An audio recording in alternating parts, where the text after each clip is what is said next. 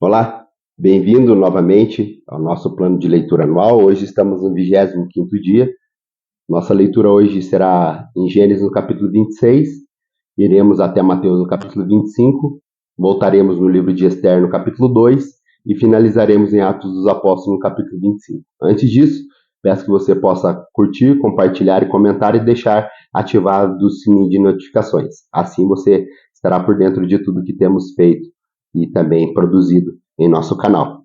No livro de Gênesis, no capítulo 26, nós vamos falar agora sobre Isaac dentro da cidade de Gerar. Ele diz assim: houve fome naquela terra como tinha acontecido no tempo de Abraão. Por isso Isaac foi para Gerar, onde Abimeleque era o rei dos filisteus. O Senhor apareceu a Isaac e disse: não desça ao Egito, procure estabelecer na terra que eu lhe indicar. Permaneça nessa terra mais um pouco e eu estarei com você e o abençoarei. Porque a você e aos seus descendentes darei todas as terras e confirmarei o juramento que fiz ao seu pai Abraão. Tornarei os seus descendentes tão numerosos como as estrelas do céu, e lhes darei todas as terras, e por meio dos teus descendentes, todos os povos da terra serão abençoados. Porque Abraão me obedeceu e guardou os meus preceitos, meus mandamentos, meus decretos e as minhas leis. Assim Isaac ficou em Gerar. Quando os homens do lugar lhe perguntaram sobre a sua mulher, ele disse: essa é minha irmã. Teve medo de dizer que era sua mulher, pois pensou: os homens desse lugar podem me matar por causa de Rebeca, porque ela é tão linda, tão bonita. Isaac estava em Gerar. Já fazia muito tempo. Certo dia, Abimeleque, rei dos filisteus, estava olhando do alto de uma janela quando viu Isaac acariciando Rebeca, sua mulher. Então Abimeleque chamou Isaac e lhe disse: na verdade, ela é tua mulher. Por que me disseste que ela era tua irmã? Isaac lhe respondeu: porque pensei que poderia ser morto por causa dela. Então eu disse a Abimeleque: tens ideia do que fizeste? Qualquer homem de bem poderia ter se deitado com a sua mulher e teria trazido culpa sobre nós. Abimeleque advertiu todo o povo: quem tocar neste homem e sua mulher certamente morrerá. Isaac formou lavoura naquela terra e no mesmo ano colheu 100 por um, porque o Senhor o abençoou. O homem enriqueceu e as suas riquezas continuou a aumentar, até que ficou riquíssimo. Possuía tanto rebanhos e servos que os filisteus o invejaram. Estes taparam todos os poços que os servos de Abraão, pai de Isaac, tinham cavado na sua época, enchendo-o de terra.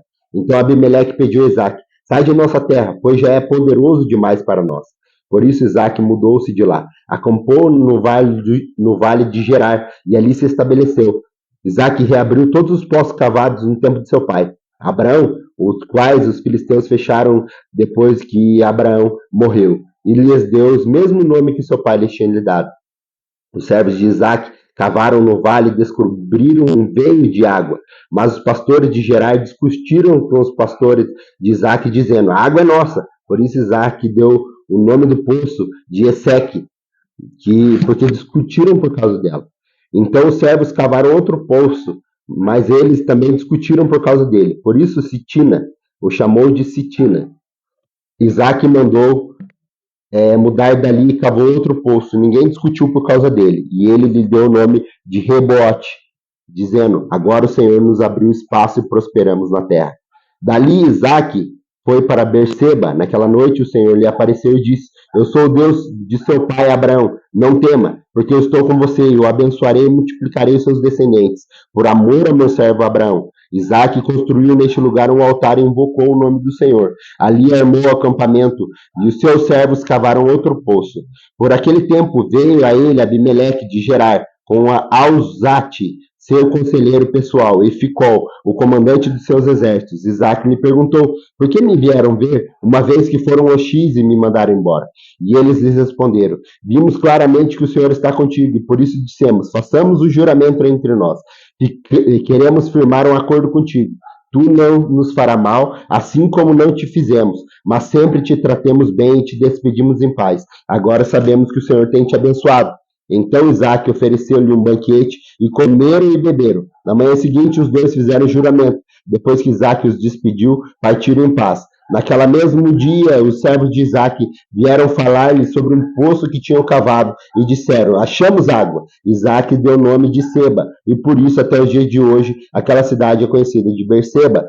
Tinha Esaú 40 anos de idade quando escolheu por mulher a Judite, filho de Beeri, o Hitita, e também a Basemate, filho de Elon, o Etita. Elas amarguraram a vida de Isaac e de Rebeca.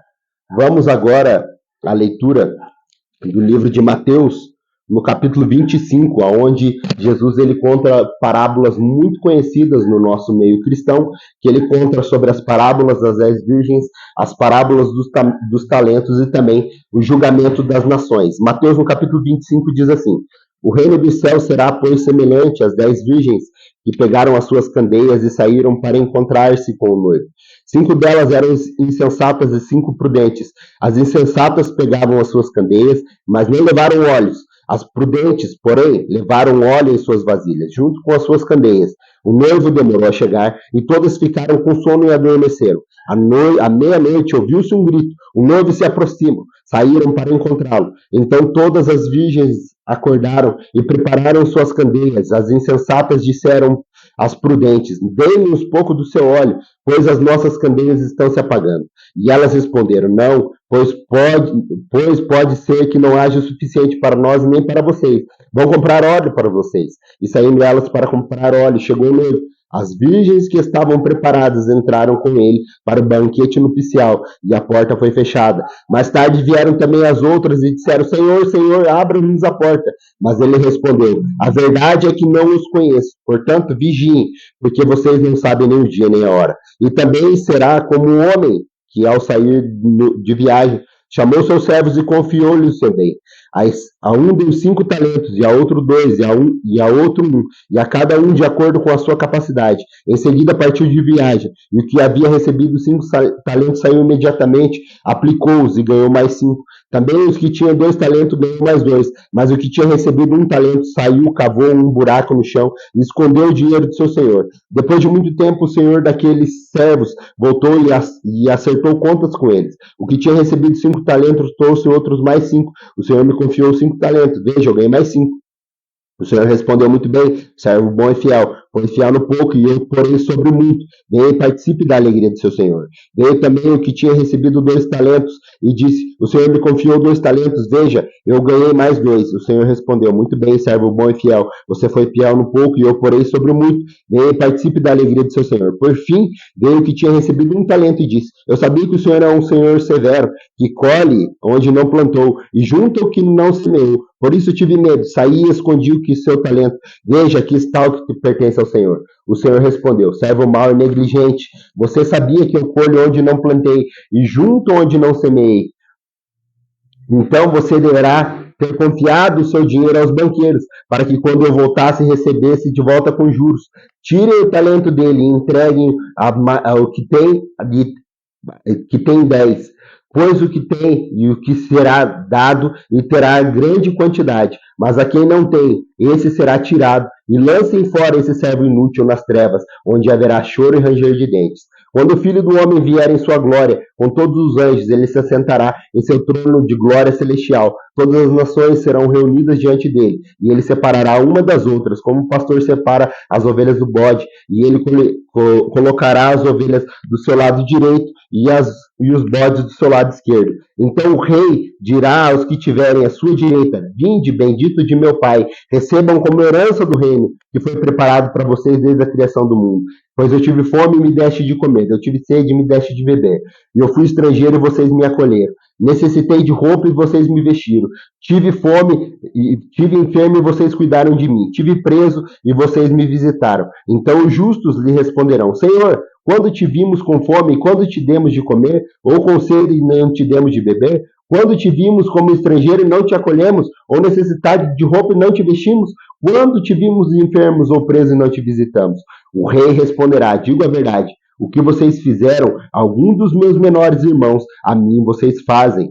Então ele lhe dirá: o que estiverem à sua direita, malditos, aparte-se de mim para o fogo eterno, preparados para o diabo e seus anjos. Pois eu tive fome e vocês não me deram de comer. Tive sede e nada me deram para beber. Fui estrangeiro e vocês não me acolheram. Necessitei de roupas e vocês não me vestiram. Estive enfermo e preso e vocês não me visitaram. Eles também responderão: Senhor, quando tivemos fome ou sedes ao estrangeiro e necessitados de roupa ou enfermos ou presos e não ajudamos? E responderá: digo a verdade, o que vocês deixam de fazer alguns destes meus pequeninos, também deixará de fazer a mim. E esses irão para o castigo eterno, mas os justos irão para a vida eterna. Vamos agora ler Esther no capítulo 2. No capítulo 1 nós lemos que a rainha Vashti, ela desobedeceu uma ordem direta do rei Xerxes, e agora nós iremos para o capítulo 2, onde Esther é coroada rainha no lugar de Vashti. Diz assim: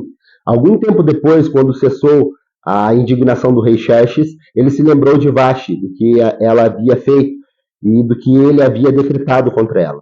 Então os conselheiros do rei sugeriram que procurassem belas virgens para o rei, e que nomeassem comissários de cada província do império para que trazessem todas as lindas moças ao harém da cidadela de Suzã, e elas estariam sob o cuidado de Hegai, oficial responsável pelo harém, e deveriam receber tratamento de beleza. A moça que mais agradasse o rei seria rainha no lugar de Vashti. Esse conselho agradou ao rei e ele pôs isso em execução. Nesse tempo vivia na cidadela de Suzã um judeu chamado Mardoqueu, da tribo de Benjamim, filho de Jair, neto de Semei e bisneto de Quis. Ele fora levado a Jerusalém para o exílio de Nabucodonosor, rei da Babilônia. E entre os que foram levados prisioneiros com Joaquim, rei de Judá, Mardoqueu tinha uma prima chamada Hadassa, que havia sido criada por ele. Por não ter pai nem mãe, essa moça, também conhecida como Esther, era atraente e muito bonita, e Mardoqueu havia tomado como filha quando o pai e a mãe morreram. Quando a ordem e o decreto do rei foram proclamados, muitas moças foram trazidas à cidadela de Suzã e colocadas sob o cuidado de Hegai. Esther também foi trazida ao palácio do rei e confiada a Hegai, encarregado do harém. E a moça o agradou e a ele favoreceu, e ele logo providenciou tratamento de beleza e comida especial. Designou-se 7 mulheres escolhidas do palácio do rei e transferiu juntos com as suas jovens para o melhor lugar do harém. Esther não tinha revelado ao povo que pertencia nem a origem da sua família, pois Mardoqueu o havia proibido de fazer. Diariamente ele caminhava de um lado para o outro do palácio do harém para saber como Esther estava e o que estava acontecendo. Antes de qualquer daquelas moças se apresentar ao rei Xerxes, deveria completar 12 meses de tratamento de beleza prescritos para as mulheres, 6 meses com óleo de mirra e 6 meses com perfumes e cosméticos. Quando ia apresentar-se ao rei, a moça recebia tudo o que quisesse levar consigo do harém para o palácio do rei. À tarde, ela ia para lá e de manhã voltava para outra parte do harém, que ficava sob os cuidados de Sargás, oficial responsável pelas concubinas. Ela não voltava ao rei, ao menos que dela ele se agradasse e mandasse chamar pelo nome. Quando chegou a vez de Esther, filha de Abiai, tio de Mardoqueu, que a tinha adotado como filha, ela não pediu nada além daquilo que Hegai, oficial responsável do harém, sugeriu. Esther causou boa impressão a todos os que havia. Ela foi levada ao rei Xerxes, à residência real, no 10º mês, e o mês de Tebete, no 7º ano do seu reinado. O rei gostou mais de Esther do que qualquer outra mulher. Ela foi favorecida por ele e ganhou sua aprovação mais do que qualquer outra virgem. Então ele colocou nela uma coroa real e tornou-se rainha no lugar de Vashti. O rei deu o grande banquete, o banquete de Esther, para todos os seus nobres oficiais, e proclamou feriado em todas as províncias e distribuiu presentes pela generosidade real. Quando as virgens foram reunidas pela segunda vez, Mardoqueu estava sentado junto à porta do palácio real. Esther havia sido mantida em segredo sobre o teu povo e sobre a origem da sua família, conforme a ordem de Mardoqueu, pois continuava a seguir as instruções dele, como fazia quando ainda estava sobre a sua tutela. Um dia, quando Mardoqueu estava sentado junto à porta do palácio, Bigtan e Teres, 2 dos seus oficiais do rei que guardavam a entrada, estavam indignados e conspiravam para assassinar o rei Xerxes. Mardoqueu, porém, descobriu o plano e contou a rainha Esther, que por sua vez passou a informação ao rei e o nome de Mardoqueu. Depois de ser investigada a informação e descoberta que era verdadeira, os 2 oficiais foram enforcados. E tudo isso foi escrito nos registros históricos na presença do rei. Vamos agora à nossa leitura, a nossa última leitura hoje diária, que está lá em Atos dos Apóstolos, no capítulo 25, aonde Paulo é apresentado diante de Festo. Diz assim: 3 dias depois de chegar à província, Festo subiu a Cesareia para Jerusalém, onde os chefes dos sacerdotes e os judeus mais importantes compareceram diante dele. Apresentando as acusações contra Paulo, pediram a Festo a favor de transferir Paulo para Jerusalém, contra os interesses do próprio Paulo, pois estavam preparando uma emboscada para matá-lo no caminho. Festo respondeu: Paulo está preso em Cesareia, e eu mesmo vou para lá em breve. Desçam comigo alguns dos seus líderes e apresentem ali as acusações que têm contra este homem, se realmente ele fez algo de errado. Tendo passado com eles de 8 a 10 dias, desceu para Cesareia, e no dia seguinte convocou o tribunal e ordenou que Paulo fosse trazido perante eles. Quando Paulo apareceu, os judeus tinham chegado a Jerusalém e se aglomeraram ao redor, fazendo contra ele graves e muitas acusações que não podiam provar. Paulo fez a sua defesa: não fiz nada contra a lei dos judeus, contra o templo ou contra César. Festo, querendo prestar um favor aos judeus, perguntou a Paulo: você está disposto a ir a Jerusalém e ali ser julgado diante de mim acerca dessas acusações? Paulo respondeu: estou agora diante do tribunal de César, onde devo ser julgado. Não fiz nenhum mal aos judeus, como bem sabe. Se de fato sou acusado ou culpado de ter feito algo que mereça a pena de morte, não me recuso a morrer. Mas se as acusações feitas contra mim por esses judeus não forem verdadeiras, ninguém tem o direito de me entregar a ele. Por isso eu apelo a César. Depois de ter consultado os conselheiros, Festo declarou: você apelou a César, para César irá. Alguns dias depois, o rei Agripa e Berenice chegaram a Cesareia para saudar Festo. Visto isso, que estavam passando muitos dias ali, Festo explicou o caso de Paulo ao rei. Há aqui um homem que Félix deixou preso. Quando fui a Jerusalém, os chefes dos sacerdotes, os líderes dos judeus, fizeram acusações contra ele, pedindo que fosse condenado. Ele lhe disse que não é de costume romano condenar ninguém sem que esse defronte pessoalmente com seus acusadores e que tenha a oportunidade de se defender das suas acusações. Vindo eles comigo para cá, não retardei o caso, convoquei o tribunal no dia seguinte e ordenei que esse homem fosse apresentado. Quando seus acusadores se levantaram para falar, o não acusaram de nenhum dos crimes que eu esperava. Ao contrário, tinha alguns pontos de divergência com ele, acerca da sua própria religião e de acerto de um tal de Jesus já morto, o qual Paulo insiste que está vivo. Fiquei sem saber como investigar tais assuntos. Por isso perguntei-lhe, e ele estava disposto a ir a Jerusalém a ser julgado ali dessas acusações. Apelando Paulo para que fosse guardado até a decisão do imperador, ordenei que ficasse sob custódia até que pudesse ser enviado a César. Então Agripa disse a Festo: eu também gostaria de ouvir esse homem. E ele respondeu: amanhã o ouvirás. No dia seguinte, Agripa e Berenice vieram com grande pompa e entraram na sala de audiências, com os altos oficiais e os homens importantes das cidades. Por ordem de Festo, Paulo foi trazido. Então Festo disse: ó rei Agripa e todos os senhores que aqui estão presentes conosco, veja esse homem. Toda a comunidade judaica me fez petições a respeito dele em Jerusalém e aqui em Cesareia, gritando que ele não deveria mais viver. Mas verifiquei que ele nada fez que merecesse a pena de morte. Todavia, porque ele apelou para o imperador decidir enviá-lo para Roma. No entanto, não tenho nada definido a respeito dele para escrever a sua majestade. Por isso, eu os trouxe adiante dos senhores, e especialmente diante de ti, rei Agripa, de forma que, feita essa investigação, tenho algo para escrever, pois não me parece razoável enviar um preso sem especificar as acusações contra ele. Muito obrigado pela tua companhia. Aguardo você amanhã para o nosso 27º dia do Clube de Leitura Anual, onde nós estamos prosseguindo e alcançando. Que a paz do Senhor alcance o teu coração.